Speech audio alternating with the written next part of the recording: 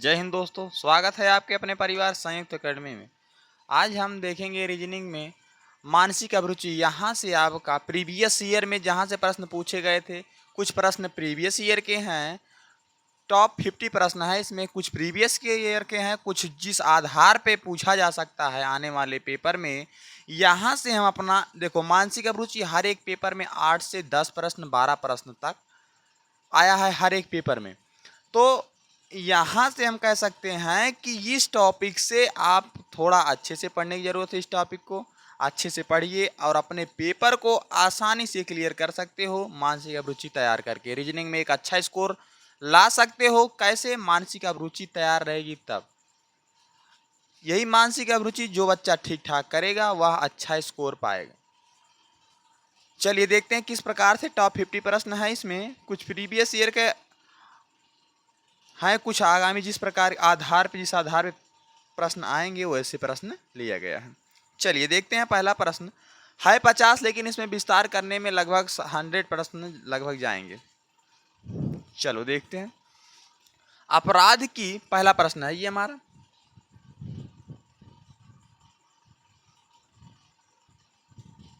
चलो, अपराध की रोकथाम के लिए पुलिस बल किस तरह के समुदाय की सहायता ले सकता है? अपराध को देखो, पुलिस क्या है? पुलिस हर एक राज्य सरकार जो होती है अपने क्षेत्र में एक पुलिस व्यवस्था स्थापित करती है ताकि कानून व्यवस्था बन सके, सबका एक नियम कानून बन सके, किस अंडर में किसको कार्य करना है, कोई अपराध ना हो सके, इसलिए पुलिस का प्रावधान किया गया है। तो देखेंगे, कह रहा है कि किस तरह के समुदाय के सहयोग ले सकता है। पुलिस अधिकारियों के साथ मनोरंजन करके, ये तो कोई समाधान नहीं हुआ। पुलिस स्टेशन में रख रखाव, पुलिस स्टेशन के रख रखाव से आपको क्या सहायता मिलेगी? नहीं। अपराध की सूचना देने एवं संदिग्ध गतिविधियों के बारे में जानकारी साझा करके सीसीटीवी कैमरा लगाने से वित्तीय सहायता मांग कर नहीं, वित्तीय सहायता नहीं। इसमें आपका ऑप्शन नंबर सी एकदम सही हो जाएगा। यहाँ से देखो, आप पेन कॉपी लेकर बैठना, 50 प्रश्न अच्छे से नोट करते चलना। एक एक प्रश्न जब आप पेपर दे के आओगे, देखोगे इसी एक वीडियो से तुमको लगभग 2 से 3 प्रश्न 4 प्रश्न तो हूबहू मिलेंगे। जैसे सेम पूछा है सेम का एकदम मिलेगा। 4 से 4 प्रश्न 3 प्रश्न 4 प्रश्न तो पक्का मिलने वाले हैं इसी एक वीडियो से। ध्यान से आप लोग लिखते चलना। इसको नंबर 1 प्रश्न लिखना कि अपराध की रोकथाम के लिए पुलिस बल किस तरह से समुदाय की सहायता ले सकता है? अपराध की सूचना देने एवं संदिग्ध गतिविधियों के बारे में जानकारी साझा करेगी। चलो अगला प्रश्न देखते हैं। चलिए, कह रहा है रात को गश्त लगाते समय, देखो मानसिक अभिरुचि क्या होता है, आपको एक बताएगा कि आप इस वक्त पेपर भले दे रहे हैं लेकिन आप उस वक्त एक पुलिस अधिकारी हैं या एक नॉर्मल पुलिस हैं। गश्त मतलब आप ड्यूटी दे रहे हैं, आपका लगा है उस समय ड्यूटी, रात के समय हो गया, दिन में हो गया, जहां भी लगा है, किस कंडीशन में लगा है, उसके हिसाब से आपका ब्रेन किस अनुसार सोचता है, ये आपका चेक करने के लिए मानसिक अभिरुचि बनाई गई है कि आप उस समय क्या पॉजिटिव थिंकिंग होनी चाहिए आपकी। इसलिए मानसिक अभिरुचि पूछता है पुलिस में, जिसकी बहुत ज़्यादा ज़रूरत है कि आप परसेंट ऑफ माइंड आपका काम करता है कि नहीं, ये चेक करने के लिए मानसिक अभिरुचि देता है पुलिस में। तो देखेंगे कि रात को गश्त लगाते समय एक पुलिसकर्मी को एक संदिग्ध व्यक्ति दिखाई देता है। इस स्थिति में एक अनुकूलशील पुलिस की क्या प्रक्रिया होनी चाहिए? मतलब आप ड्यूटी दे रहे हैं, आपको किसी संदिग्ध मतलब चोर अपराधी एक व्यक्ति दिखाई देता है, तो आप क्या करेंगे? पहला, अपने सहयोगी की सहायता हेतु बुलाएंगे। शीघ्र ही संदिग्ध व्यक्तियों को पकड़ने की कोशिश करेंगे। संदिग्ध व्यक्तियों को नज़रअंदाज करेंगे। स्थिति का आकलन करेंगे एवं पुनः संदिग्ध से संपर्क करेंगे। पहले उसकी स्थिति देखना कि किस कंडीशन में वो है। पता लगा आप ड्यूटी पे हैं, वह हथियार लिया है कोई, पहले आप स्थिति देखेंगे। बम लिया है, हथियार लिया है, आक्रमण कर दे आप पे, तो पहले स्थिति देखेंगे किस कंडीशन में है। हाँ पकड़ने लायक, हाँ प्रयास करेंगे। देखो, पुलिस की जो मानसिक अभिरुचि आपके पुलिस लेवल का बनाएगा। आप आर्मी की तरह नहीं सोच सकते इसमें कि आप आर्मी की तरह अपने जान की परवाह ना करते हुए पकड़ लेंगे उसको, नहीं। आपको पुलिस के अनुसार, पुलिस और आर्मी में बहुत फर्क है भैया। तो कहेंगे ऑप्शन डी। चलिए अगला प्रश्न देखिए। आपको एक व्यक्ति द्वारा अपराध की रिपोर्ट मिलती है परंतु वह आपके सीमा क्षेत्र से बाहर का मामला है, आपकी क्या प्रतिक्रिया होनी चाहिए? मतलब आपकी थाना का सीमा जहां तक लगता है, कोई मामला ऐसा हुआ है, किसी व्यक्ति का एक्सीडेंट ऐसा हुआ है कि जो आपका जहां तक क्षेत्र लगता है, थाने का क्षेत्र कह सकते हैं, उस क्षेत्र से बाहर है, दूसरे थाने में आता हुआ क्षेत्र, तो आप क्या करेंगे? आप एफआईआर नहीं लिख सकते वहां पे, क्योंकि आपके क्षेत्र का मामला नहीं है। तो पहली बात, उसे वापस कर देंगे क्योंकि रिपोर्ट आपके सीमा क्षेत्र के पार है, पहला कंडीशन। दूसरी कंडीशन क्या है? आवश्यकता के आधार पर उसकी सहायता करेंगे एवं उच्च अधिकारियों को सूचित करेंगे, दूसरी कंडीशन। तीसरी कंडीशन है, उसके साथ बातचीत करके उनकी समस्या को समझने का व समाधान करने का प्रयास करेंगे, समझाने का या समाधान करने का प्रयास करेंगे। तीसरा चौथा है, उसे संबंधित प्राधिकरणों को सूचित करेंगे। देखो इसमें आप क्या सोच सकते हैं, आपकी पॉजिटिव थिंकिंग क्या कहती है कि आप किस अनुसार सोच सकते हो इसको? तो पहली बात इसमें देखेंगे, उसके साथ बातचीत करेंगे और उसको कहेंगे, समझाएंगे उसके समाधान के लिए कि आप एक काम करिए, जहां आपका क्षेत्र थाना लगता है वहां पे जाइए, वहां पे आप एफआईआर दर्ज करवाइए, हर एक मामला आपका वहां सुना जाएगा, ये हमारे क्षेत्र में नहीं आता, उसको समझाएंगे अच्छे से। इस प्रकार से आपको कांस्टेबल की लेवल से सोचना होगा, जैसे दिया रहेगा कांस्टेबल एसआई लेवल के, एक अधिकारी लेवल का सोचना पड़ेगा आपको, जिस अनुसार कहेगा, जितनी आपकी क्षमता है उसके अनुसार बताएगा। आगे देखते हैं अगला प्रश्न। विरोध प्रदर्शन के दौरान प्रदर्शनकारी सार्वजनिक संपत्ति को नुकसान पहुंचा रहे हैं, आप इस स्थिति को कैसे संभालेंगे? मतलब कहीं भी किसी स्थिति में मार्केट हुआ या किसी मंदिर हुआ या मस्जिद हुआ, मंदिर मस्जिद कह सकते हैं, मतलब सार्वजनिक स्थान हो जहाँ पे क्या हो, जिसका सरकार के अधीन हो जो चीज़, जैसे आप लाल किला पे हो गया, आप किसी इंडिया गेट पे हो गया, सार्वजनिक स्थल हो गया, यहाँ पे आप आक्रमण कर रहे हैं, किसी प्रकार से तोड़ फोड़ रहे हैं, तब आपकी क्या प्रतिक्रिया होनी चाहिए? तो कह रहा है कि प्रदर्शनकारियों को सार्वजनिक संपत्ति को नुकसान पहुंचाने की अनुमति दे देनी चाहिए, कह देना चाहिए कि तोड़ो भैया जितना तोड़ सको। कि अगला देखो, प्रदर्शनकारियों को गिरफ्तार कर शांति व्यवस्था स्थापित करनी चाहिए, दूसरा। तीसरा है कि प्रदर्शनकारियों के नेताओं के साथ संवाद स्थापित कर उनकी शिकायत को सुनेंगे। चौथा है, प्रदर्शनकारियों पर पुलिस बल का प्रयोग करके उन्हें भगा देंगे। पुलिस बल का प्रयोग करके भगा दोगे, जब तक आप कुछ क्या सही कंडीशन आप इन चारों में से क्या सोच सकते हो? तो क्या कहता है कि प्रदर्शनकारियों को गिरफ्तार करके शांति व्यवस्था, पहले उनको ले जाएंगे, छोड़ेंगे बाद में, ऐसी कोई बात नहीं, छोड़ देंगे या उनके ऊपर कानूनी कार्रवाई होगी जिस अनुसार किस प्रकार से वे अपराध कर रहे हैं। सबसे पहले क्या करेंगे, उनको गिरफ्तार कर लेंगे, शांति व्यवस्था स्थापित करेंगे वहाँ पे उस समय, उसके बाद जो कानूनी कार्रवाई होगी उसके अनुसार होगी। इसमें आप लोग ध्यान से समझना, ये प्रश्न पूछा गया था पिछली बार, ध्यान से समझना, इसको लिख लेना। अगला प्रश्न देखते हैं। उत्तर प्रदेश की सरकार अपने राज्य में नदी पर एक बांध बनाकर ऊर्जा की आवश्यकता को पूर्ण करना चाहती है। ऐसी क्रियाकलाप में जनहित के संबंध, जनहित मतलब लोगों के हित में जो कार्य हो वह क्या होगा? आतंकवाद से संबंधित बिल्कुल नहीं हो सकता, कानून व्यवस्था बिल्कुल नहीं, वित्त से संबंधित कुछ नहीं, तो कह सकते हैं पर्यावरण से। ठीक है, पर्यावरण से संबंधित क्या होगा? यह मुद्दा होगा। चलिए अगला देखते हैं। कह रहा कि आप किसी ऐसे व्यक्ति की सहायता हेतु बुलाए जाते हैं जो आप अपने मकान मालिक द्वारा देखभाल किए जाने का विरोध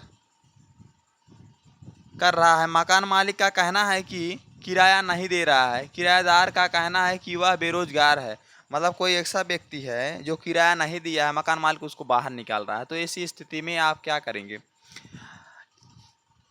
स्थिति को शांत करने के लिए कोशिश करें, उन्हें कानूनी सहायता लेने के लिए कहेंगे। पहला, मकान मालिक का समर्थन करेंगे एवं किराएदार को बेदखल करने की उसकी सहायता करेंगे, मतलब किराएदार को निकाल देंगे। तीसरा है, किराएदार की बात को नज़रअंदाज कर देंगे, हो ही नहीं सकता। चौथा है किराएदार की सहायता हेतु स्वयं किराया देंगे, मतलब आप पुलिस हैं स्वयं किराया देंगे, नहीं, ये किराया नहीं हो सकता। किराएदार की बात को नज़रअंदाज नहीं कर सकते। ये दोनों में देखो, मकान मालिक का समर्थन करेंगे एवं किराएदार को बेदखल करने में उसकी सहायता करेंगे नहीं, क्योंकि किराएदार कैसा है, बेरोजगार है। तो कह सकते हैं कि स्थिति को शांत करने की कोशिश करेंगे एवं उन्हें कानूनी सहायता लेने के लिए कहेंगे कि आप कानून की सहायता लीजिए, कोर्ट की सहायता लीजिए। चलिए अगला प्रश्न,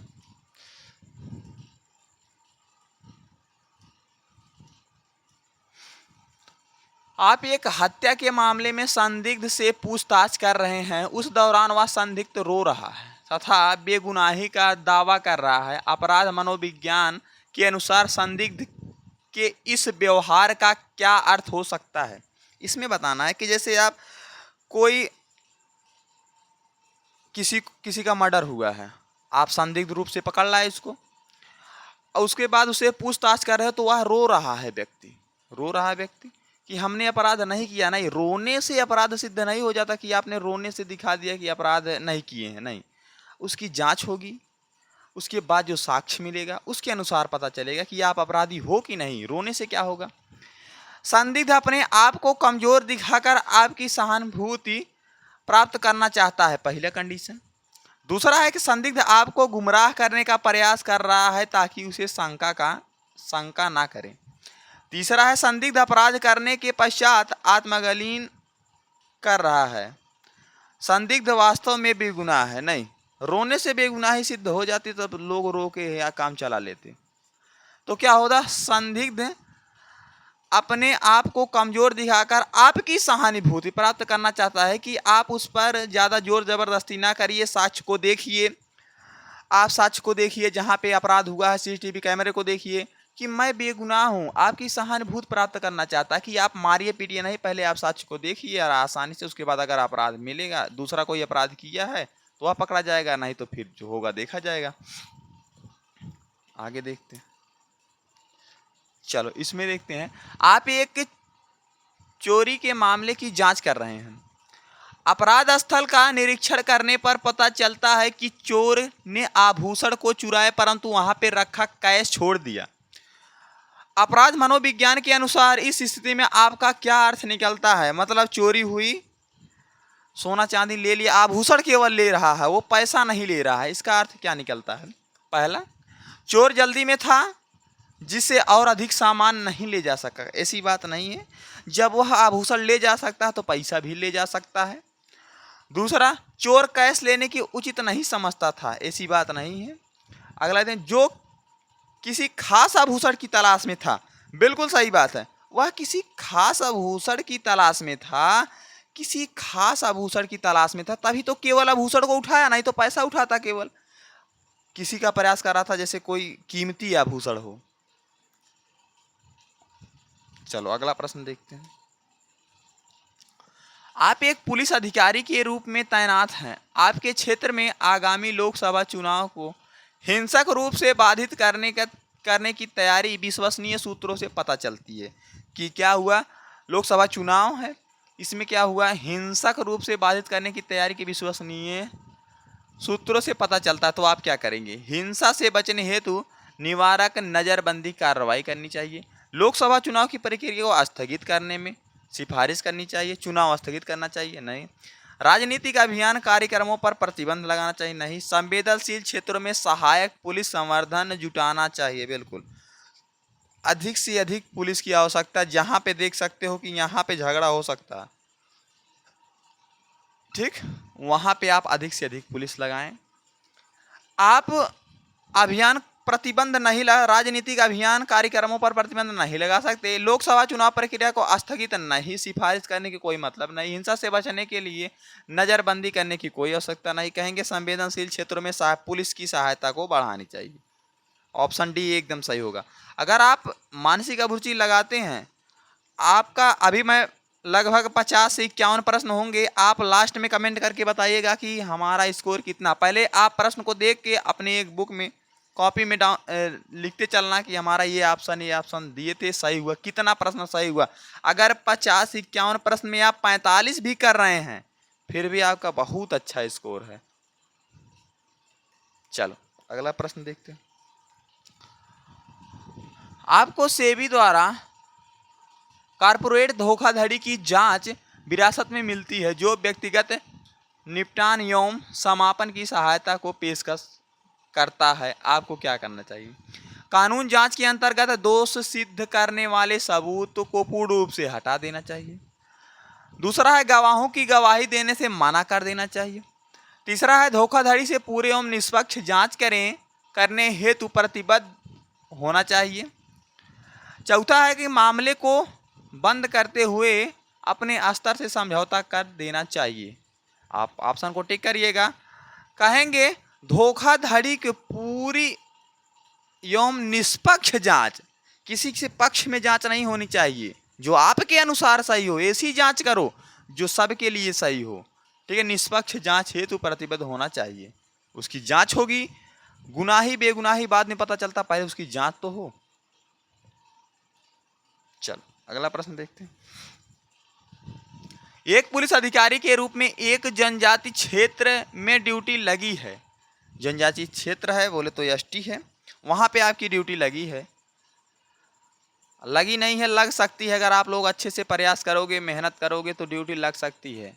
ठीक है, पुलिस बहुत बड़ी चीज नहीं होती।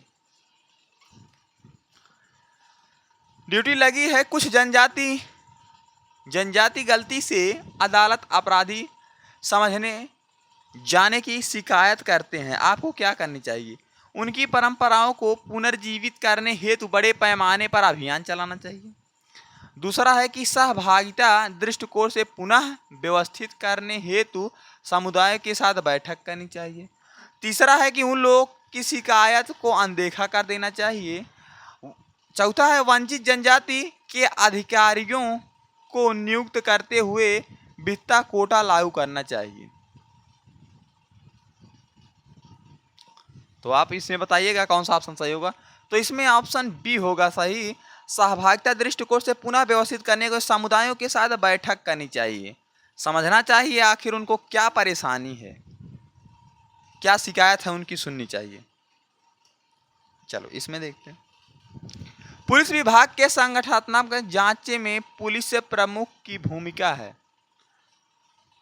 संगठनात्मक जांच में पुलिस प्रमुख की क्या भूमिका होनी चाहिए? एक पुलिस की क्या भूमिका होनी चाहिए?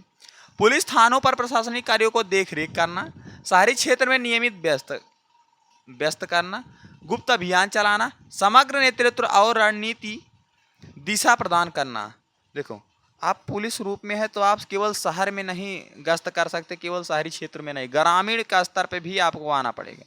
ग्रामीण स्तर पे क्या हो रहा है, तो समग्र नेतृत्व जितने के अंतर्गत उसके पुलिस के प्रशासन या कानून व्यवस्था के अंतर्गत सभी दिशा में आपको कार्य करना पड़ेगा। तो कहेंगे ऑप्शन डी आपका एकदम सही होगा। छोटा प्रश्न है, अच्छा प्रश्न है।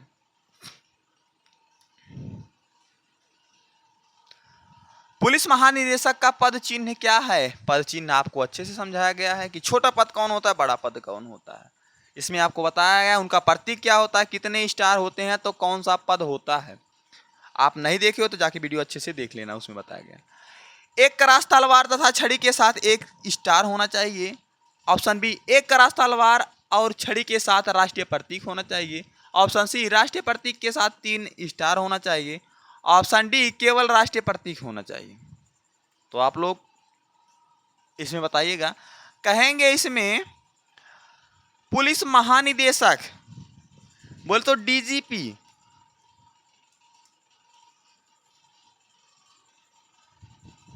कहेंगे उसका क्या प्रतीक होता है? एक करास तलवार, कुछ इस तरह से एक छड़ी लगी होती है, एक करास तलवार लगी होती है, उसके बाद आपका राष्ट्रीय प्रतीक होता है। इस तरह से बना रहता है, नीचे लिखा रहता है डीजीपी। ठीक, इस प्रकार से कह सकते हैं। ऑप्शन बी आपका एकदम सही होगा। स्टार मत मारना, एक करास तलवार और छड़ी के साथ स्टार मत मारना। ठीक है, एक करास तलवार के साथ छड़ी के साथ राष्ट्रीय प्रतीक होना चाहिए, तभी होगा पुलिस महानिदेशक। पुलिस अधिकारियों का सबसे बड़ा पद होता है डीजीपी। चलो देखते हैं। हत्या के मामले में मुख्य साक्षी एक एफआईआर करना चाहता है, परंतु मामला आपके थाने के अधिकार क्षेत्र में नहीं आता है। ऐसी स्थिति में आप क्या करेंगे? एफआईआर करना चाहता है, लेकिन जो मामला हुआ है, जो घटना घटित हुई हो आपके क्षेत्र से बाहर है, तो आप क्या करेंगे? उसका एफआईआर दर्ज करने से मना कर देंगे। उसे उस थाने में एफआईआर दर्ज करने के लिए कहेंगे जिस क्षेत्र का मामला है।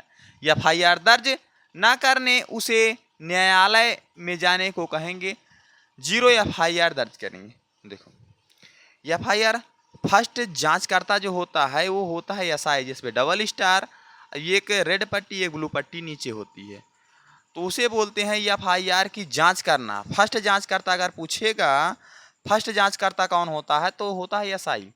अगर आपका पूछ लिया कि किसी चौकी का इंचार्ज कौन होता है, चौकी इंचार्ज होता है एसआई, जिसमें 2 स्टार और एक रेड पट्टी एक ब्लू पट्टी।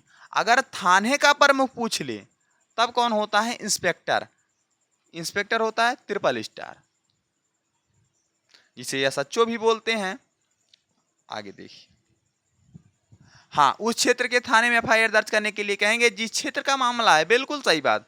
आप उस क्षेत्र में जाइए जहाँ पे आपका क्षेत्र लगता हो, जहाँ का आपका थाना लगता हो, उस क्षेत्र में आप एफआईआर दर्ज करवा सकते। चलिए अगला प्रश्न, यदि कोई पुलिसकर्मी किसी को गिरफ्तार करता है तो उसे क्या करना चाहिए? गिरफ्तार करने हेतु वरिष्ठ अधिकारियों की अनुमति, गिरफ्तार करने के पश्चात व्यक्ति को शीघ्र ही जेल भेज देना चाहिए, गिरफ्तार करने वाले व्यक्ति को उसके अधिकारों के बारे में बताना चाहिए, गिरफ्तार करने वाले व्यक्ति को उसके गिरफ्तारी के कारण को उसे एवं उसके रिश्तेदारों को सूचित करना चाहिए। आप बताइएगा कौन सा सही होगा। चलिए देखिए, ऑप्शन डी, गिरफ्तार करने वाले व्यक्ति को उसकी गिरफ्तारी का कारण बताओ पहले, कि किस लिए गिरफ्तार कर रहे हो, किस उसका जुर्म क्या है, आखिर उसको बताओ। अगर उसको कारण बताए गिरफ्तार कर लिए, अब आपका क्या कर्तव्य बनता है कि आप उसके परिवार को बताइए कि हाँ, आपका बेटा या आपका पति या आपका भाई गिरफ्तार हो चुका है इस जुर्म में। अब आप यहाँ से आप कोर्ट में आइए, जो भी होगा प्रक्रिया, या थाने पे आइए, जो प्रक्रिया होगी कानून रूप से देखी जाएगी। तो कहेंगे गिरफ्तार करने वाले व्यक्ति को उसकी गिरफ्तारी के कारण तथा उनके रिश्तेदारों को सूचित करना चाहिए। ऑप्शन डी एकदम सही है। गलत हुआ है तो लिख लेना। चलो अगला प्रश्न, आपको सेबी द्वारा कॉर्पोरेट धोखाधड़ी की जांच करने पे, ये प्रश्न दोबारा हुआ है, धोखाधड़ी के पूर्ति की निष्पक्ष जांच करनी। चलो अगला प्रश्न देखते हैं, एक पुलिस अधिकारी के रूप में एक जनजाति क्षेत्र में ड्यूटी लगा रहे जनजाति की गश्त कर गलती से अपराधी समझ रहे, तो उसके साथ सामूहिक बैठक, ये भी प्रश्न हुआ है रिटर्न। चलो अगला प्रश्न देखते हैं, एक समूह के लोग प्रदर्शन के दौरान चक्का जाम कर दिया जिसमें आवागमन बाधित हो गया, ऐसी स्थिति में पुलिस को कैसी कार्रवाई करना चाहिए? मतलब प्रदर्शनकारी ऐसे हैं कि रोड जाम कर दिए हैं, एकदम भीड़ लग गई, जाम लग गई, रास्ता का आवागमन बंद हो गया है, लोग खड़े हैं, तो आप क्या करेंगे उस वक्त? आप पुलिस है, सर्वप्रथम चक्का जाम को तुरंत खत्म करवाएंगे जिससे आवागमन सुचारू रूप से चल सके, पहला। दूसरा है सामूहिक समझौता के माध्यम से स्थिति का समाधान कराएं। तीसरा है सामूहिक नेताओं के साथ बातचीत करें, उन्हें शांति कायम करने के लिए प्रेरित करें। चौथा है मार्ग बाधित करने के कारणों की जांच करें तथा शांति बनाए रखने हेतु व्यवस्था करें। तो कहेंगे ऑप्शन ए, आप लोग इसको तुरंत जान गए होंगे, ये ऑप्शन सर्वप्रथम चक्का जाम को तुरंत खत्म करवाएं, उसके बाद जो जांच होगी, जो मामला होगा बाद में देखा जाएगा, सबसे पहले आवागमन को जारी किया जाए। चलो अगला प्रश्न देखते हैं, आप किसी ऐसे व्यक्ति की शिकायत सुन रहे हैं जो दावा करता है कि पुलिस ने उसे दुर्व्यवहार किया, वह व्यक्ति वंचित समुदाय से संबंधित है, आपको क्या प्रक्रिया होगी? आपकी क्या प्रक्रिया होगी कि पुलिस ने उसके साथ, आप भी पुलिस हैं, कहा कि पुलिस जो है हमारे साथ दुर्व्यवहार किया, तो आप क्या करेंगे उस वक्त? उस व्यक्ति की शिकायत को नजरअंदाज करेंगे, उस व्यक्ति की शिकायत को गंभीरता से लेंगे तथा उसकी शिकायत की निष्पक्ष जांच करेंगे। तीसरा है कि उस व्यक्ति को झूठी शिकायत के आधार पर गिरफ्तार करेंगे, उस व्यक्ति को सलाह देंगे कि वह शिकायत और कहीं जा ना करें। तो कहेंगे क्या, चाहे पुलिस रहे चाहे जो अधिकारी रहे, आप उसकी क्या करें, निष्पक्षता से जांच करें उसकी, क्या वास्तव में उसके साथ गलत हुआ, उस व्यक्ति के साथ निष्पक्षता के साथ जांच किया जाएगा सबसे पहली बार। चल ये देखो, आपको एक गुमशुदा बच्चों को ढूंढने का मामला सौंपा जाता है, ऐसी स्थिति में आप जांच कहाँ से प्रारंभ करेंगे? मतलब कोई बच्चा खो गया है, सबसे पहले आप आया, घर वालों ने रिपोर्ट लिखवाया कि हमारा बच्चा खो गया, तो आप सबसे पहले कहाँ खोजेंगे उसको? पहला ऑप्शन, गुमशुदा बच्चों को नज़दीकी रिश्तेदार, घरों के नौकरों, वित्तीय सलाहकारों से पूछताछ करेंगे। दूसरा, गुमशुदा बच्चों को स्कूल के शिक्षाओं से पूछताछ करेंगे। तीसरा, उस क्षेत्र में रहने वाले बेघर लोगों से पूछताछ करेंगे। चौथा है, हाल ही में छूटे हुए कैदियों से पूछताछ करेंगे कि कहीं कैदियों ने इतना ही चुराया है। चलो देखिए, कहेंगे गुमशुदा बच्चों की नज़दीकी रिश्तेदार, मतलब जहाँ से वह गुमशुदा हुआ है, जहाँ से वह गायब हुआ है, क्या करेंगे, उसके अगल बगल जो पड़ोसी होंगे वहाँ से बात करेंगे। कब तक आपने बच्चों को, किस समय तक देखा है, कब से गायब हुआ है। घरों तथा नौकरों से बात करेंगे। उसके बाद पूछताछ करेंगे, वहाँ से शुरू करेंगे आप उसकी जांच उस बच्चे की, ना कि पहले स्कूल चले जाएंगे, नहीं, पहले घर का मामला देखेंगे, घर से शुरू करेंगे उसके। चलो, जब कोई प्रतियोगी छात्र भारतीय पुलिस सेवा में शामिल होने हेतु चयन प्रक्रिया के बारे में पूछेगा तो आप क्या करेंगे? जैसे आप एक अधिकारी के रूप में बैठे हैं, कोई आया, नॉर्मल व्यक्ति आया, पूछा कि सर बताइए कि हम पुलिस बनना चाहते हैं, क्या करें, कहाँ से तैयारी करें? तो आपकी क्या प्रतिक्रिया होनी चाहिए? नंबर एक, उस पर गुस्सा करेंगे क्योंकि ऐसी चीज़ों के लिए आपके पास समय नहीं है, पहला। दूसरा, उन्हें किसी कोचिंग या संस्था से जुड़कर तैयारी करने के लिए बताएंगे। तीसरा, उन्हें भर्ती की प्रक्रिया को समझाएंगे तथा शामिल होने के लिए प्रेरित करेंगे। चौथा, उन्हें कुछ नहीं बताएंगे, चुप रहेंगे। तो बताइए, आप पुलिस अधिकारी हैं, कोई पूछा है आपसे तो क्या करेंगे? उन्हें भर्ती प्रक्रिया को समझाएंगे तथा शामिल होने के लिए प्रेरित करेंगे, ये आपका कर्तव्य बनता है। चलिए, एक पुलिस अधिकारी के रूप में आपको एक प्रतिष्ठित आभूषण के शोरूम के मैनेजर की बंधकों के साथ चल रही सशस्त्र डकैती के बारे में घबराहट भरी कॉल आती है। मानव संचालन प्रक्रियाओं के अनुसार इनमें से आपकी तात्कालिक प्रक्रिया क्या होनी चाहिए? कोई फ़ोन किया, बताया कि हमारे कंपनी में जहाँ पे आभूषण बन रहा है, या आभूषण की कोई फैक्ट्री या आभूषण की दुकान है, उसमें क्या डकैती हो गई है, तो आप क्या करेंगे? अधिक से अधिक जानकारी एकत्रित करने हेतु सोशल मीडिया का उपयोग करेंगे। बिना किसी बैकअप के सीधे अपराध स्थल पर अकेले पहुंच जाएंगे। अन्य आपातकालीन सेवाओं को सूचित करेंगे एवं उनके साथ समन्वय बनाएंगे। उस क्षेत्र को अलग करने हेतु सीमा चौकियां स्थापित करेंगे। तो इसमें आप बताइएगा कौन सा ऑप्शन सही होगा? कहेंगे कि ऑप्शन सी आपका एकदम सही होगा। अन्य आपातकालीन सेवाओं को सूचित करेंगे एवं उसके साथ समन्वय बनाएंगे कि हाँ, और व्यवस्था देखेंगे, और पुलिस का देखेंगे, और पुलिसकर्मी आ जाएं, और सुरक्षा बल आ जाएं, और तुरंत फ़ोन करेंगे और वहाँ पे पहुँचेंगे जहाँ पे डकैती हो रही है। ऐसा नहीं कि आप बिना बैकअप के अकेले चले गए। डकैत मजबूत होगा, आपको क्या करेगा, मार देगा। सोशल मीडिया को बताने की कोई ज़रूरत नहीं है। चल, अगला प्रश्न देखिए। एक पुलिस अधिकारी के रूप में आप एक आपराधिक जांच में शामिल, जांच के पश्चात पता चलता है कि कोई अपराध नहीं बन रहा है। ऐसी स्थिति में निम्नलिखित में से दस्तावेज का नाम क्या होगा जिन्हें आपको जांच पूरी करने के पश्चात न्यायालय में जमा करना? कि आदेश आया है कि जांच करिए, और जांच करने पे आपको कुछ नहीं पता चलता है, तो आप कौन सी रिपोर्ट ले जाकर हाई कोर्ट में या सुप्रीम कोर्ट में देंगे? तो होगा गिरफ्तारी वारंट, आरोप पत्र, एफआईआर, प्रथम सूचना रिपोर्ट बोले तो एफआईआर, फाइनल रिपोर्ट। तो आप जांच कर रहे हैं, जांच करने के बाद क्या प्राप्त होता है? Final report. और एफआईआर क्या होता है? एफआईआर होता है वही जांच किया जाए कि किस, क्या हुआ, मर्डर हुआ, डकैती हुआ, क्या हुआ, किस लेवल का एफआईआर है, उसकी जांच करने के लिए फर्स्ट इन्फॉर्मेशन, सूचना दिया जाता है पुलिस को एफआईआर के माध्यम से कि ये घटना हुआ है। और जांचकर्ता कौन होता है? एसआई। एक पुलिस अधिकारी के रूप में आप दहेज हिंसा से पीड़ित किसी महिला की शिकायत का जवाब देते हैं। आपको इस सामान्य घटना के रूप में, पहला ऑप्शन, इसे सामान्य घटनाक्रम के रूप में इसकी जांच करनी चाहिए।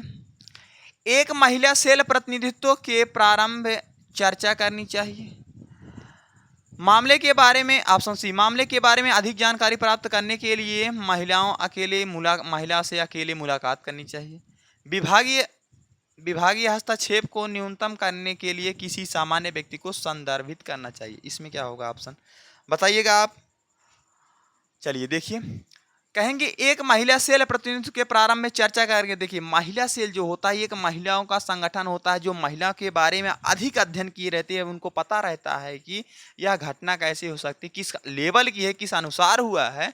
तो सबसे पहले महिला सेल पर चर्चा करेंगे। महिला सेल जो होती है कई महिलाओं की समूह होता है, उसके अनुसार वह जांच होगी। महिला से संबंधित जितनी भी जांचें होंगी वह क्या होगी, महिला सेल के अनुसार ही। चलिए, भारत में आर्थिक अपराधों के खिलाफ कार्रवाई करना एवं भ्रष्टाचार से जुड़े मामलों में गहन जांच करने में प्रमुख भूमिका निभाने वाली एजेंसी कौन सी है? आर्थिक अपराध के खिलाफ, आर्थिक अपराध, भारत में आर्थिक अपराध मतलब धन से संबंधित, तो क्या करेंगे?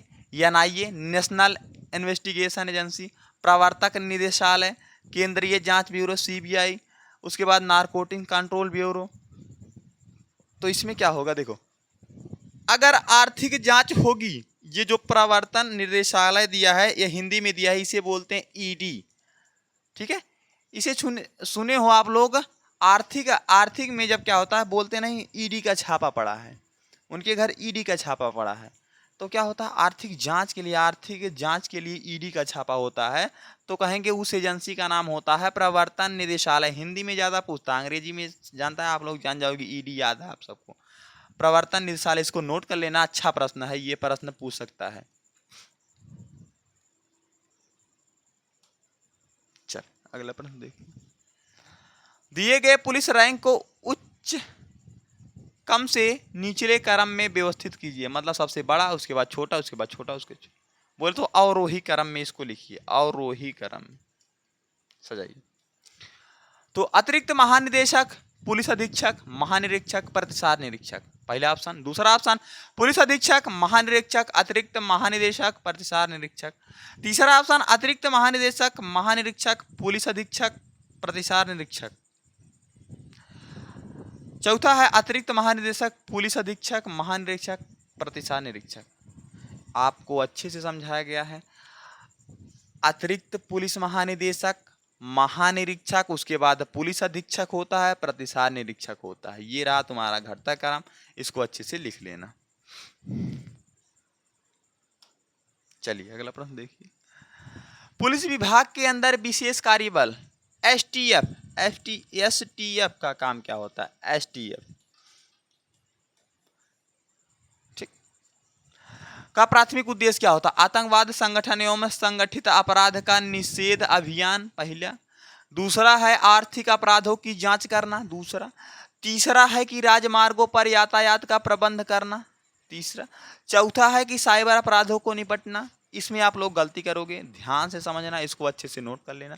एसटीएफ का काम क्या होता है कि आतंकवादी संगठनों अपराध को क्या करना, अपराध को अभियान से या विशेष रूप से जानकारी एकत्रित करना एसटीएफ का काम होता है। जैसे अभी पेपर हो रहा है तो देखोगे कि अगर पेपर का लीक का मामला आता है तो एसटीएफ को दे दिया जाता है कि आतंकवाद से समझो, कुछ जो भी हो रहा है मामला एसटीएफ संभालता है। तो कहेंगे आतंकवादी संगठन एवं संगठित अपराध पर विशेष अभियान होता है एसटीएफ का। चलिए अगला प्रश्न देखिए, आप एक गंभीर अपराध की जांच कर रहे हैं, एक साक्षी आपको गुप्त रूप से जानकारी देता है, उसने अपराध को घटनास्थल पर देखा था, परंतु साक्षी डरता है कि यदि पुलिस के सामने आया तो उसे नुकसान पहुंचाया जा सकता है। आप साक्षी की सहायता हेतु क्या कदम उठाएंगे? पहला मतलब कह रहा है कि किसी ने मर्डर होते देखा है या चोरी होते देखा है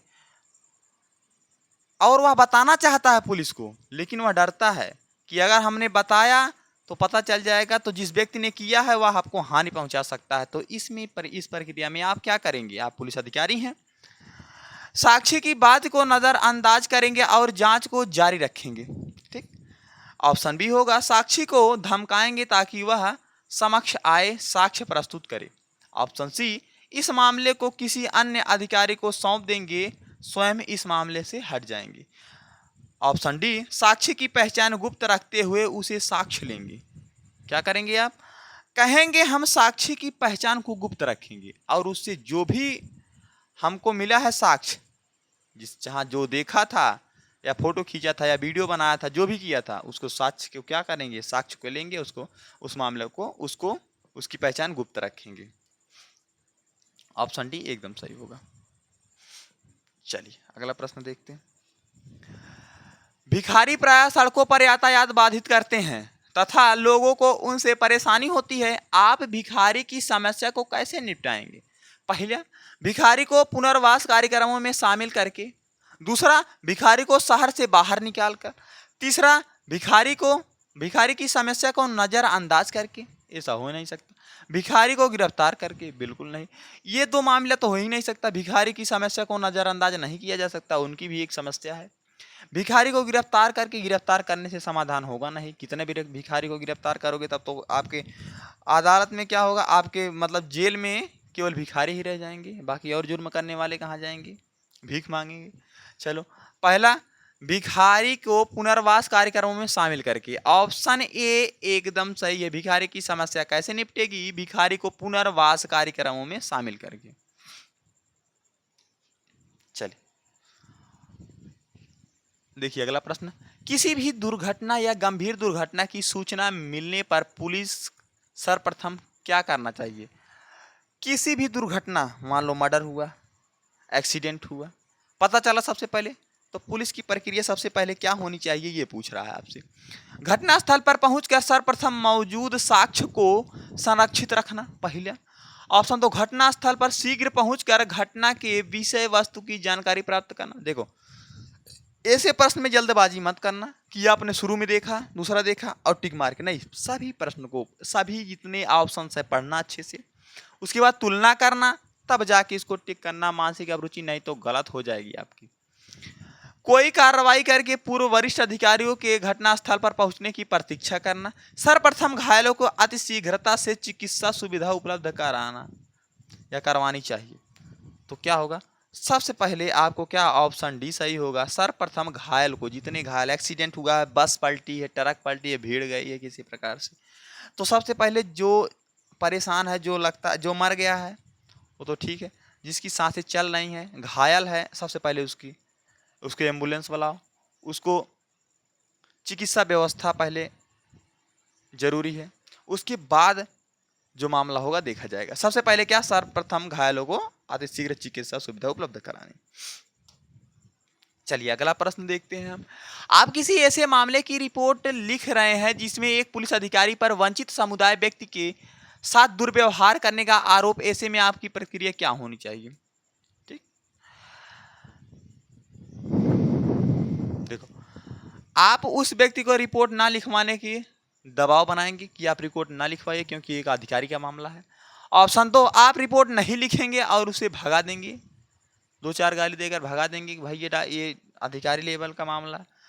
सी, आप रिपोर्ट को कम गंभीर बनाने की कोशिश करेंगे। डी, ऑप्शन डी देखिए, आप रिपोर्ट में सच्चाई लिखेंगे भले ही वह पुलिस अधिकारी के विरुद्ध क्यों ना हो। बिल्कुल, आप निष्पक्षता से उस मामले की जांच करेंगे, चाहे पुलिस अधिकारी हो, चाहे कोई नेता हो, चाहे जो हो, सबके लिए एक कानून, एक संविधान लागू होना चाहिए। चलिए अगला प्रश्न देखते हैं। आप ड्यूटी पर, आपकी ड्यूटी का समय समाप्त हो गया परंतु आपके स्थान पर कोई दूसरा पुलिसकर्मी नहीं आया है। ऐसी स्थिति में आप क्या करेंगे? आपकी ड्यूटी समाप्त हो गई, कहाँ समाप्त हो गई? अभी तो आप ड्यूटी पे गए नहीं, लेकिन समाप्त हो गई। यहाँ पे आप अभी इस वक्त जब तक ये वीडियो देख रहे हैं तब तक एक पुलिस अधिकारी हैं। जैसे वीडियो खत्म होगी तो आप नॉर्मल एक स्टूडेंट हो जाएंगे। जब तक देख रहे हैं मानसिक रुचि, जब तक पढ़ो, अपने आप को पुलिस समझ के पढ़ो, तब ज़्यादा समझ में आएगा। पहला ऑप्शन, ड्यूटी करने वाले पुलिसकर्मी को फोन करेंगे। दूसरा ऑप्शन, अपने समय पर ड्यूटी करके घर वापस चले जाएंगे। तीसरा है, दूसरे पुलिसकर्मी के आने तक ड्यूटी पर बने रहेंगे। चौथा ऑप्शन है, वरिष्ठ अधिकारियों से इनकी शिकायत करेंगे। देखिए, इसमें होगा ऑप्शन नंबर 2, तब तक आप ड्यूटी पे बने रहेंगे जब तक कोई दूसरा पुलिसकर्मी नहीं आ जाता अपनी ड्यूटी पे। हो सकता है किसी प्रकार से वह यातायात में बाधित हो गया हो सकता है कोई परेशानी आ गया हो, ठीक है। तो क्या जब तक वो आएगा नहीं तब तक आप ड्यूटी पर बने रहेंगे। चलिए अगला प्रश्न देखिए। आप एक ऐसे क्षेत्र में गश्त लगा रहे हैं जहां ड्रग्स का कारोबार होने की आशंका है। अपराध सशस्त्र के दृष्टिकोण से आप द्वारा इस तरीके की गतिविधियों की पहचान करने हेतु सबसे कारगर तरीका क्या होगा? उस क्षेत्र में सभी लोगों से पूछताछ तथा संदिग्ध की तलाश करना। ऑप्शन 2, उस क्षेत्र में छापेमारी करना और साक्ष्य को एकत्रित करना। ऑप्शन सी, गुप्तचर का जाल बिछाना और ड्रग्स सौदागरों को फंसाना। ऑप्शन डी, नशा मुक्ति केंद्रों के साथ मिलकर जागरूकता कार्यक्रम चलाना। तो सबसे बेहतर क्या होगा? सबसे बेहतर तरीका क्या होगा? सबसे बेहतर तरीका होगा कि उस क्षेत्र में छापामारी और साक्ष्य को एकत्रित करना। साक्ष्य को क्या करना? एकत्रित करना कि वास्तव में ड्रग्स सप्लाई हो रही है। ड्रग्स सप्लाई हो रही तभी तो चलेंगे छापामारी करने। चलो अगला देखेंगे। आप एक ऐसे क्षेत्र में गश्त लगा रहे हैं जहां ड्रग का कारोबार, ये तो कोई दिक्कत, वही प्रश्न है दोबारा। चलिए, जनहित याचिका के संबंध में कथन सही है। जनहित याचिका क्या है? जनहित, जो जन के हित में याचिका हो वही जनहित याचिका है। जनहित याचिका न्यायालयों के माध्यम से जनहित की पूर्ति एकमात्र साधन है। जनहित याचिका जनहित पूर्ति केवल एक माध्यम है। जनहित याचिका जनहित के पूर्ति की अनेक माध्यमों से एक माध्यम है। जनहित याचिका जनहित की पूर्ति का सबसे आसान तरीका। इसमें आप कंफ्यूज होगे, इसको अच्छे से लिख लेना कि जनहित याचिका में आप क्या करेंगे। कहेंगे जनहित याचिका जनहित की पूर्ति की अनेक माध्यमों से एक माध्यम है। एकमात्र माध्यम नहीं, एकमात्र माध्यम नहीं, एकमात्र साधन नहीं है, एकमात्र माध्यम नहीं है, सबसे आसान माध्यम, आसान तरीका नहीं है। माध्यमों में एक माध्यम है। जनहित याचिका क्या है? माध्यमों में एक माध्यम है जो जन के हित के बारे में बात करता है। ठीक, चलिए अगला प्रश्न देखते हैं। चलिए, आप किसी कार्यक्रम में सुरक्षा कर्मी के रूप में तैनात है, मतलब आप कांस्टेबल के रूप में हैं या कुछ भी, किसके रूप में, एसआई के। कार्यक्रम में महिलाओं हेतु कोई शौचालय की अलग से व्यवस्था नहीं, ऐसी स्थिति में आप क्या करेंगे? ठीक है, महिलाओं को पुरुष के शौचालय के उपयोग करने हेतु कहेंगे पहले। दूसरा है कि आपसे संबंधित मामला न होने के कारण कुछ नहीं कहेंगे। तीसरा, कार्यक्रम आयोजकों से बात करेंगे, महिलाओं हेतु अलग शौचालय की व्यवस्था कराने के अनुरोध करेंगे। चौथा, महिलाओं को कार्यक्रम में ना रहने के लिए कहेंगे। नहीं, महिलाएं भी जरूरी हैं, कानून व्यवस्था के लिए महिला भी जरूरी है। देखो, आप लोग मानसिक अभिरुचि थोड़ा स्लो चल रहा है, आप लोग इसको स्पीड से देख सकते हो, 2 पे करके 1.5 पे करके स्पीड इसको बढ़ा के देखना, ठीक रहेगा, ज़्यादा कम समय में पूरा हो जाएगा आपका। चलिए, तो इसमें ऑप्शन सी आपका एकदम सही होगा। कार्यक्रम के आयोजक, जो कार्यक्रम में आयोजक है, जो देख रेख कर रहा है, उससे बात करेंगे। महिला के लिए अलग शौचालय की बात करेंगे कि अलग शौचालय बनवाया जाए महिलाओं। ठीक, अगला प्रश्न देखिए। ग्रामीण क्षेत्र में पुलिस थाने का मुखिया, ग्रामीण क्षेत्र में पुलिस थाने का मुखिया कौन होता है? पुलिस अधीक्षक। कौन होता है? पुलिस अधीक्षक, पुलिस उपाधीक्षक, पुलिस उपायुक्त, पुलिस निरीक्षक, उप निरीक्षक। बताइए क्या होता है? कहेंगे ग्रामीण क्षेत्र में पुलिस थाने का, देखो, पुलिस अधीक्षक, जिसपे क्या होता है 3 स्टार। कभी कभी पूछता है पुलिस अधीक्षक का क्या प्रतीक होता है? 3 स्टार। जब आपसे पूछा जाएगा कि चौकी इंचार्ज, तो आप एसआई। थाने से संबंधित एसएचओ, जिसे एसएचओ बोलते हैं, ठीक है, 3 स्टार। ठीक, कह सकते हैं पुलिस अधीक्षक उसी। अगला देखिए, पुलिस विभाग में जनसंपर्क अधिकारी पीआरओ का प्राथमिक भूमिका क्या है? ठीक है, पुलिस विभाग में जनसंपर्क अधिकारी बोल तो पीआरओ। नंबर 1, राज्य न्यायिक संबंधों को प्रतिबंध करना। नंबर 2, मीडिया और सार्वजनिक संचार को संभालना। नंबर सी, राजनीतिक एवं सफेदपोश अपराधों को रोकना। नंबर डी, आर्थिक अपराधों की जांच करना। चलिए इनमें बताइएगा। देखो आर्थिक अपराध कौन करता है? ईडी। आर्थिक अपराध कौन करता है? ईडी जांच करता है, ईडी। तो इसमें कहेंगे क्या हो सकता है? कहेंगे मीडिया और सार्वजनिक संचार को संभालने का काम होता है पीआरओ का। मीडिया और सार्वजनिक संचार को संभालने वाला जो अधिकारी होता है उसे बोलते हैं पीआरओ, से संबंधित है। चलिए अगला प्रश्न देखिए। जितने भी प्रश्न हैं अच्छे लेवल के प्रश्न हैं, पूछा प्रश्न है, बहुत ज़्यादा बढ़ा चढ़ा के नहीं बताया जा रहा आपको कि आपको गुमराह किया जा रहा है, नहीं, आपके बिल्कुल मार्ग पे हो आप लोग। जितना है नोट करते जाओ, पढ़ते जाओ। चलिए अगला देखते हैं। एक पुलिस अधिकारी के रूप में आपको अपनी वर्दी पर रैंक का प्रतीक चिन्ह पहचानना आवश्यक है। भारतीय पुलिस सेवा पुलिस निरीक्षक के लिए निम्न में से कौन सी रैंक का प्रतीक है? पुलिस निरीक्षक, अभी हमने बात किया था पीछे। 2 स्टार, 3 स्टार, 4 स्टार, 1 स्टार। देखो एक स्टार होगा तो क्या होगा?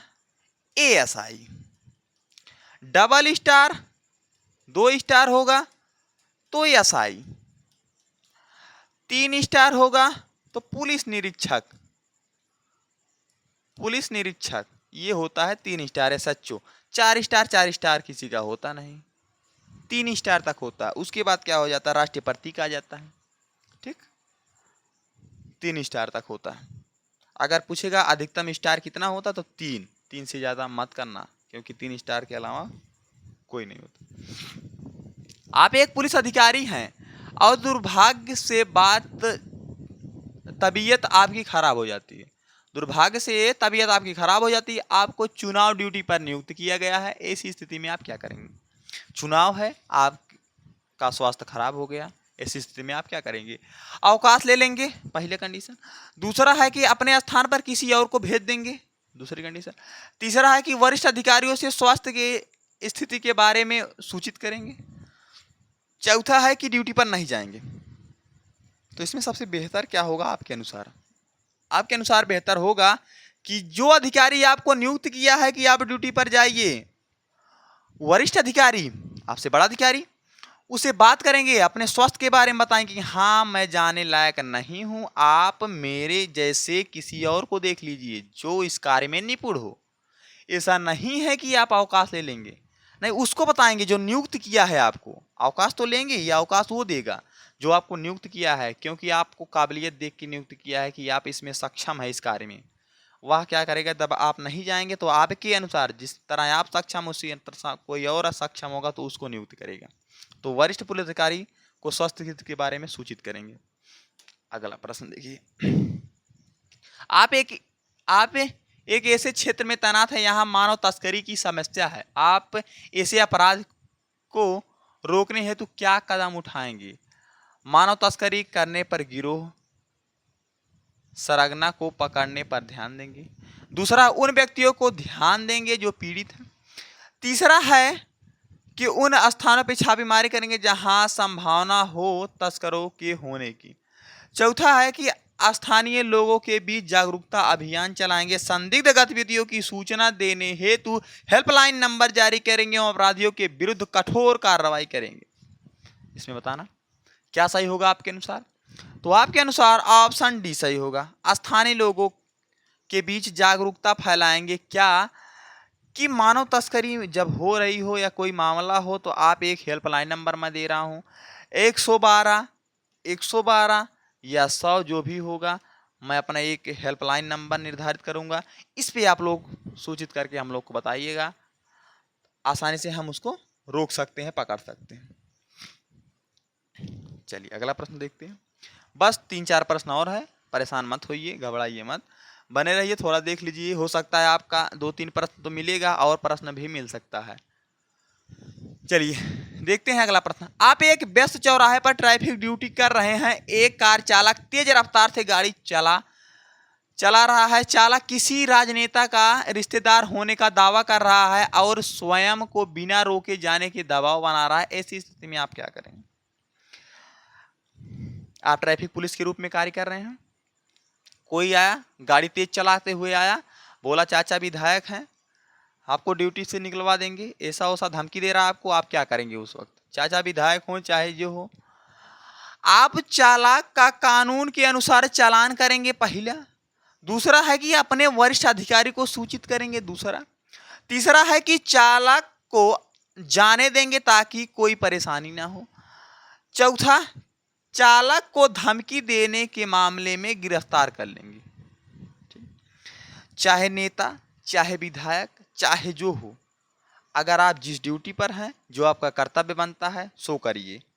चाहे नेता हो, ऐसा नहीं एक बता दें चाचा विधायक हैं भैया जा, ऐसा नहीं। आप लोग क्या करेंगे, आप करेंगे क्या, चालक का कानून के अनुसार चालान करेंगे। कानून जो कहता है कि स्पीड के अनुसार आप तेज स्पीड से, इसका चालान क्या बनेगा, चालान करेंगे उस व्यक्ति का।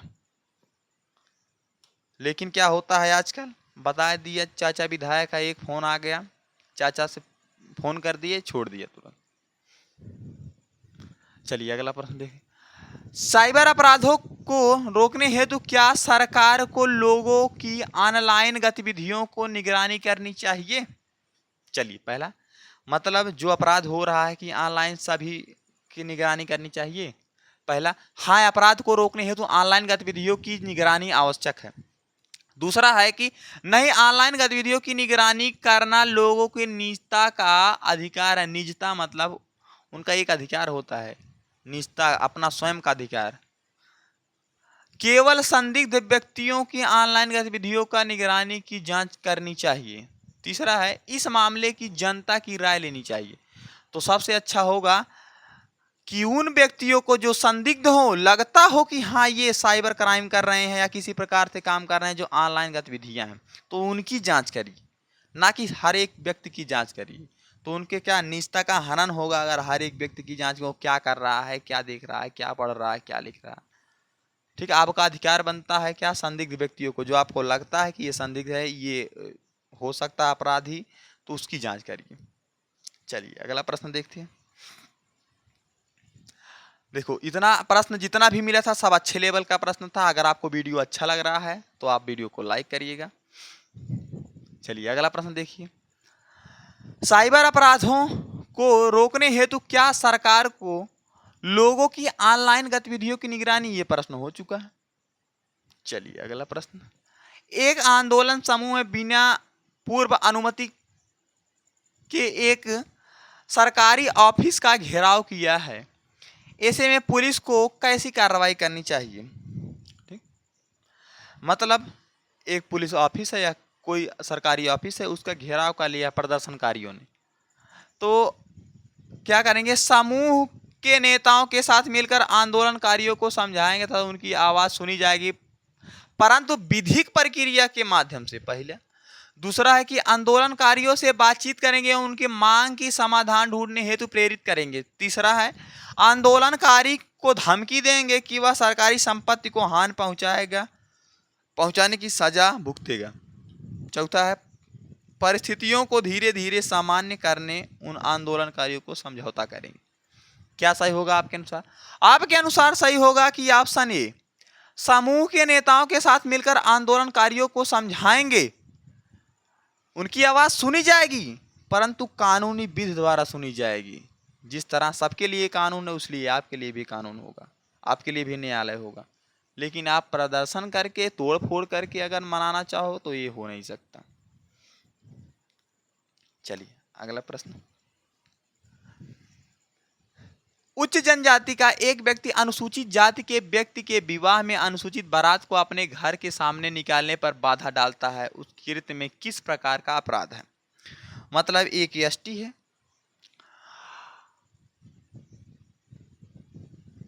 और एक उच्च जाति बोले तो आप समझ सकते हो जनरल का व्यक्ति है। कहने का मतलब जनरल वाले व्यक्ति के रोड गया है और एसटी की जो बारात जा रही है उसी रोड, उसके घर के सामने से जा रही बारात, तो वह रोकता है, बारात नहीं जाएगी इस साइड से, तो वो किस प्रकार का अपराध माना जाएगा, ये पूछ रहा है आपसे। पहला, दंड संहिता के अंतर्गत प्रतिरोधी का अपराध। ऑप्शन बी, लोक स्वास्थ्य सुविधा एवं निष्ठ के विरुद्ध अपराध। ऑप्शन सी, लोक शांति भंग करना अपराध। ऑप्शन चौथा, अनुसूचित जाति एवं अनुसूचित जनजाति अत्याचार निवारण अधिनियम के विरुद्ध अपराध। तो कहेंगे कौन, दंड संहिता या लोक स्वास्थ्य? तो कहेंगे क्या ऑप्शन सही होगा? ऑप्शन डी सही होगा। अनुसूचित जाति की बात किया है, उनका एक नियम, एक कानून होता है, उनके लिए अलग से कानून। उनको अलग आरक्षण। अनुसूचित जाति एवं अनुसूचित जनजाति अत्याचार निवारण अधिनियम के विरुद्ध अपराध माना जाता है कि अगर आप एसटी की बारात रोक रहे हैं, जनरल होके या कोई भी होके आप उनका बारात रोक रहे हैं, उनकी बारात में बाधा पड़ रहे हैं, तो आप एक अपराधी हैं। चलिए अगला प्रश्न देखिए। आप रात में गश्त कर रहे हैं, मतलब आपकी ड्यूटी लगी है रात में, तथा आपको एक वाहन चोरी की सूचना मिलती है। कुछ ही दूर पर एक संदिग्ध वाहन आपको दिखाई देती है। इस स्थिति में सर्वप्रथम आपको क्या करना चाहिए? केवल वाहन का प्लेट नंबर नोट करना चाहिए पहला, और पुलिस नियंत्रण कक्ष को सूचित करना चाहिए। दूसरा है गाड़ी का पीछा ना करना, क्योंकि रात में पीछा करना खतरनाक हो सकता। ऑप्शन सी, बैकअप हेतु अन्य पुलिसकर्मियों की सूचित करना तथा रणनीति बनाना चाहिए। ऑप्शन डी, तेज रफ्तार से कार का पीछा करना चाहिए, उसे रोकने का प्रयास करना चाहिए। आप एक पुलिस हैं, ना कि आप आर्मी हैं, आर्मी की तरह मत सोचना। तो क्या करेंगे, पहले तो बैकअप की व्यवस्था करेंगे, एक दो पुलिस वाले और आ जाएं। रात का समय है, संदिग्ध बाइक है, संदिग्ध गाड़ी है, कोई कोई बैठा होगा उसमें, आतंकवादी बैठा होगा, पता लगा हथियार से मर्डर कर दे आपका या मार दे आपको किसी प्रकार से, तो पहले आप बैकअप की व्यवस्था करेंगे और पुलिसकर्मी को बुलाएंगे और उसकी गाड़ी के पास तब जाएंगे। चलो अगला प्रश्न। आप रात में गश्त लगा रहे हैं, उस दौरान आपको एक सुनसान इलाके में एक जलती हुई कार दिखाई देती है। आप घटनास्थल पर पहुंचते हैं और देखते हैं कि कार के भीतर एक व्यक्ति फंसा हुआ है। ऐसी स्थिति में क्या करेंगे? चलिए ऑप्शन ए देखिए। अग्निशमन विभाग को सूचित करेंगे एवं उसके आने की प्रतीक्षा करेंगे, मतलब क्या, आग बुझाने वाला, ठीक। दूसरा, घटना स्थल की घेराबंदी करेंगे एवं फॉरेंसिक जांच का इंतजार करेंगे। तीसरा है कि सर्वप्रथम फंसे हुए व्यक्ति को बचाने का प्रयास करेंगे एवं आग को बुझाएंगे। चौथा है कि घटनास्थल की जानकारी वरिष्ठ अधिकारी को देंगे। आपके अनुसार क्या होगा? आपका प्रेजेंट ऑफ माइंड क्या काम कर रहा है इसमें? कहेंगे सर्वप्रथम कि फंसे हुए व्यक्ति को निकालेंगे, चाहे वो अपराधी हो चाहे जो हो, सबसे पहले जीवन रक्षा, उसके बाद जो सजा होगी बाद में देखा जाए। सर्वप्रथम जो फंसा व्यक्ति उसको निकालेंगे, उसके बाद आग बुझाएंगे। नहीं तो जब तक अग्निशामक आएगा, गाड़ी आएगी, तब तक जल चुका होगा वह व्यक्ति। तो आएंगे सबसे पहले क्या, फंसे हुए व्यक्ति को बचाएं। जैसे कोई एक्सीडेंट हुआ तो सबसे पहले जो जीवित है उसको हॉस्पिटल भेजेंगे, ठीक। तो उसी अनुसार सबसे पहले क्या हुआ, जीवन रक्षा सबसे पहले। एक पुलिस अधिकारी के रूप में जिस क्षेत्र में आपकी ड्यूटी लगी है, वहां पर एक विधवा शिकायत लेकर आती है कि कुछ लोग धार्मिक रीति रिवाज के नाम पर उसकी संपत्ति को वंचित कर रहे हैं, तो आपको क्या करना चाहिए? अनुसूचित प्रारंभिक रीति रिवाज तुरंत समाप्त कर देना चाहिए, ऐसी कोई बात नहीं। लैंगिक भेदभाव पर उसके विरुद्ध उस क्षेत्र में अभियान चलाना चाहिए। ऑप्शन सी, देरी को कम करने हेतु मामले को फास्ट ट्रैक न्यायालय में भेजना चाहिए। ऑप्शन डी, यदि समुदाय में मानदंड बहुत समय से स्वीकार है तो मामले को तुरंत खारिज करना चाहिए। देखो कैसी है, धार्मिक रीति रिवाज, विधवा से जो धार्मिक संबंधी रीति रिवाज होता है, वह मामला जो होगा धार्मिक, वह मामला डायरेक्ट हाई कोर्ट या सुप्रीम कोर्ट में भेजा जाएगा। तो इसके अनुसार ऑप्शन सी एकदम सही होगा। देरी को कम करने हेतु मामले को फास्ट ट्रैक न्यायालय में भेजना चाहिए, क्योंकि रीति रिवाज, धार्मिक रीति रिवाज के अनुसार जो परंपरा चल आ रही है, अब वह कोर्ट फैसला सुनाएगी क्या यह सही है क्या यह गलत है। अगला प्रश्न। आप एक पुलिस अधिकारी के रूप में तैनात हैं। एक व्यथित माता आपके पास आती है, कहती है कि उसकी 25 वर्षीय पुत्री अपने पुरुष मित्र के साथ भाग गई है। इस स्थिति में आप क्या करेंगे? उम्र कितनी उसकी? उम्र उसकी है 25 साल। देखो अगर 18 प्लस उम्र होगा तो वह अपना फैसला ले सकता है स्वयं, उसको कोई जबरदस्ती भगा नहीं सकता, क्योंकि वह क्या एक वयस्क इंसान है। जो मताधिकार, जिसके पास मत देने का अधिकार हो जाता है, वह वयस्क मनुष्य माना जाता है। वह अपना अधिकार स्वयं समझ सकता है कि हमारे लिए उचित अनुचित क्या है। तो सबसे पहले अपहरण का मामला दर्ज करने की जांच प्रारंभ करनी चाहिए। कहना चाहिए कि अपहरण कर लिया, नहीं, अपहरण किया जाता है 5 साल, 8 साल, 7 साल, 6 साल बच्चों का, 10 साल, 12 साल के बच्चों का, ना कि 25 साल, 30 साल बच्चों का अपहरण किया जाएगा। पहला। दूसरा, पुरुष मित्र को बहकाने व मामले गिरफ्तार करना चाहिए। 25 साल उम्र है, बहकाएगा थोड़ी कि चलो वहाँ पे लॉलीपॉप मिल रहा है, चलते हैं खा के आएंगे 10-15 दिन में घूम के, ऐसी बात नहीं है। एज के अनुसार 1 साल का बच्चा था नहीं, चलो वहाँ पे लॉलीपॉप मिल रहा, हाँ चलो चाचा, धीरे से पकड़ा, उंगली चल दिया, मेले में चलते हैं, आपको बैलून दिलाएंगे। चलिए अगला देखिए, ऑप्शन सी, यदि सहमत हो तो आपराधिक आरोप के बिना सलाह समर्थन करना चाहिए। यहाँ से ऑप्शन डी था।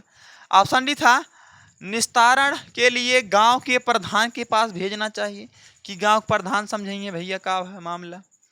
नहीं, यदि सहमति हो तो आपराधिक आरोप के बिना उससे दोनों से बात करनी चाहिए कि क्या वास्तव में ऐसा मामला है कि आप लोग क्या करना चाहते हो। कानून व्यवस्था के अनुसार उनका एक अधिकार होगा, जो उचित होगा वो बताया जाएगा उनके लिए। चलो अगला देखते हैं। आप सादे कपड़े में एक गुप्त ऑपरेशन चला रहे हैं।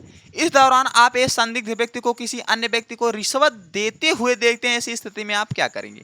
आप एक ऑपरेशन चला रहे हैं, सादे कपड़े में हैं। पहला, संदिग्ध व्यक्ति को चेतावनी देंगे एवं उसके रिश्वत लेने से रोकेंगे। ऑप्शन दूसरा, रिश्वत देने वाले व्यक्ति को तुरंत गिरफ्तार कर लेंगे। ऑप्शन तीसरा, इस घटना को जानबूझकर अनदेखा करेंगे तथा अपनी पहचान गुप्त रखने के लिए कुछ कार्रवाई नहीं करेंगे। ऑप्शन डी, गुप्त ऑपरेशन जारी रखेंगे और बाद में सबूत एकत्रित करने के पश्चात गिरफ्तार करेंगे। चलिए बताइएगा कौन सा सही होगा। तो इसमें है, आप लोग बताइए कौन सा सही होगा। ऑप्शन डी सही होगा। देखो, आप गुप्त ऑपरेशन कर रहे हैं, अरे ऑपरेशन नहीं कर रहे हैं आप लोग, क्या है गुप्त ऑपरेशन में किसी चीज़ की जांच कर रहे हैं। ऐसा नहीं कि किसी मरीज का ऑपरेशन कर रहे हैं, जांच कर रहे हैं आप लोग। तो क्या होगा, सबसे पहले जांच बड़ी हो सकती है। ऐसा नहीं कि करोड़ों की बात हो रही है, आप चिल्लर समेट रहे हैं। हाँ, जांच कोई गंभीर है, किसी को मान लो कोई अधिक लेवल की जांच है, बैंकिंग की जांच हो गई, लूट हुआ है उसकी जांच कर रहा है, मर्डर हुआ है 1 2 3 मर्डर हुआ उसकी जांच हो रही है, या किसी आतंकवादी की जांच हो रही है। तो उसमें आप पता लगा किसी को रिश्वत दे के देख रहे हैं और पकड़ लिया, बताया हम पुलिस हैं, आप लोग जान गए आप पुलिस हैं, भाग लेगा संदिग्ध, बिल्कुल। तो कहेंगे गुप्त ऑपरेशन को जारी रखेंगे, ऑपरेशन जारी रखेंगे तब तक जब तक नर्स ना आ जाए। नहीं, ऐसी बात नहीं है, ऑपरेशन जारी रखेंगे, खोज जारी रखेंगे उसकी, बाद में सबूत एकत्रित करने के पश्चात गिरफ्तार करेंगे। बिल्कुल सही है जवाब, ऑप्शन डी आप सबका सही है। चलिए बस इतना था आपका लास्ट प्रश्न। आप लोगों ने धैर्य से देखा, जितना भी प्रश्न था एक अच्छा लेवल का प्रश्न था। इससे आप इस एक वीडियो से आपका 2 से 3 प्रश्न आसानी से मिल जाएगा। आप लोग जब भी मानसिक अभिरुचि लगाना, अपना प्रेजेंट ऑफ माइंड लगाना कि आप पुलिस अधिकारी अथवा एक कांस्टेबल पुलिस बल में तैनात है, उसके अनुसार सोचना, आप सही निर्णय लेंगे और जो जनहित में हो वही निर्णय लेना, वो आपका एकदम सत्य माना जाएगा। चलिए, अगर ज़रूरत पड़ेगी तो इसका एक पार्ट और ला देंगे, आपका पूरा मानसिक अभिरुचि समाप्त हो जाएगा। ऐसे ही अच्छी वीडियो, समझदार वीडियो, मानसिक अभिरुचि की वीडियो देखने के लिए हमारे चैनल को सब्सक्राइब करिए। मिलते हैं नेक्स्ट वीडियो में, तब तक के लिए धन्यवाद। जय हिंद।